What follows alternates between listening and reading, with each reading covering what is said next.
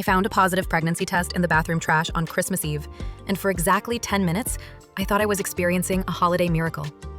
We'd been trying for 3 years. I was literally in tears, holding that little plastic stick, wondering if I'd just forgotten taking it in a morning fog. But by the time we hit the main course at dinner, I realized it wasn't a miracle. It was a crime scene. And my husband was the lead suspect. Okay, let me back up. My husband, David, and I have a 19-year-old nanny named Bella. She's sweet, she's hardworking, and because her family lives overseas, we invited her to stay for our intimate Christmas Eve dinner. I treated this girl like a little sister. I bought her a designer bag for Christmas, for God's sake. So, I find the test while I'm touching up my makeup before guests arrive. I'm confused, but mostly I'm hopeful. I decide not to say anything yet. I want to surprise David later with a little baby ornament. We sit down for dinner. I'm glowing, thinking I'm pregnant. But then, the smell of the rosemary lamb hits the table. Bella suddenly turns green. She gasps, covers her mouth, and runs for the powder room. I start to get up to check on her, but David is already halfway out of his chair. He didn't just look concerned. He looked terrified.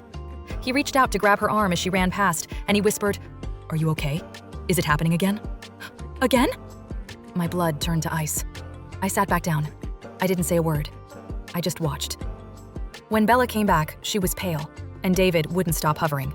He kept moving the meat away from her, getting her ginger ale, and casting these frantic, desperate looks at her stomach. The air in the room felt like it was vibrating. I realized then, I'm the one who did the grocery shopping. I'm the one who hasn't missed a period. The test in the trash wasn't mine. I waited until we were supposed to open one early gift before bed. I told them I had a special surprise for the 2 people I trust most in the world. I went to the bathroom, grabbed the pregnancy test from the trash, and put it inside a jewelry box. I handed it to David in front of Bella. I said, "Since you've been so attentive to Bella's stomach bug tonight, I thought you'd want to see this miracle I found." The silence was deafening. Bella burst into tears immediately. David started stammering about how it's not what it looks like and she was just lonely. I didn't scream. I didn't even throw a glass.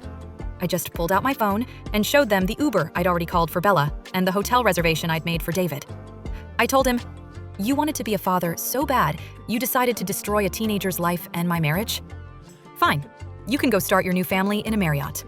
My Christmas gift to myself is a divorce lawyer who's going to take every cent of that miracle money." I spent Christmas morning alone, drinking mimosas in my quiet house while David texted me from the lobby of a budget hotel. So tell me, am I the Grinch for ruining their Christmas and kicking a 19-year-old out on the street, or did I just give them exactly what they asked for?